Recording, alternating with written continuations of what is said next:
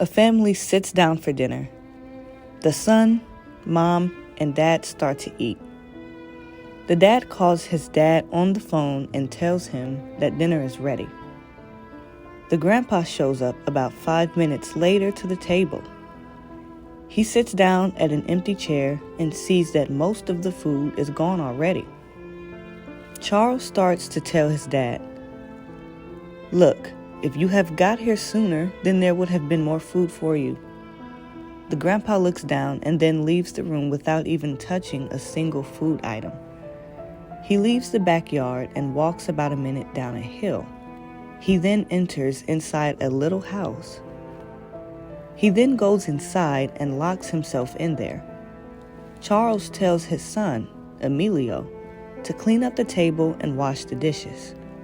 Emilio obeys his father and starts to clean up. Charles goes outside and follows the path to the little house.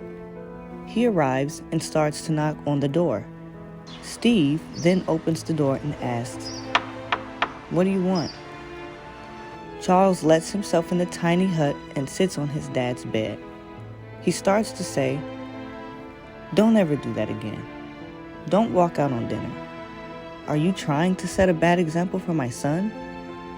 Do you even care?" Steve looks at his son as if he lost his mind. Steve doesn't say anything as he walks out. Charles goes back inside his house and goes to his son's room. His son appears to be drawing something. Charles asks his son, "What are you drawing there?" His son continues to draw as if he didn't hear his dad. He finishes up his drawing and shows his dad. "I want to be a house engineer when I grow up, so I drew the house I'm going to be living in the future. I have a room for my office, gaming room, kitchen, family room, my room, and everything else." His dad looks at his son, prouder as ever. He looks at the drawing and sees a square drawn in the backyard. He asks his son what that is for. His son starts to explain, "Oh, yeah, that's going to be your room. I know Grandpa is in that little house outside in the backyard, so I'm going to do the same for you.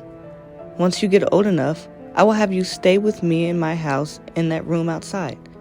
It's going to be so much fun for you." Charles looks at his son with shock.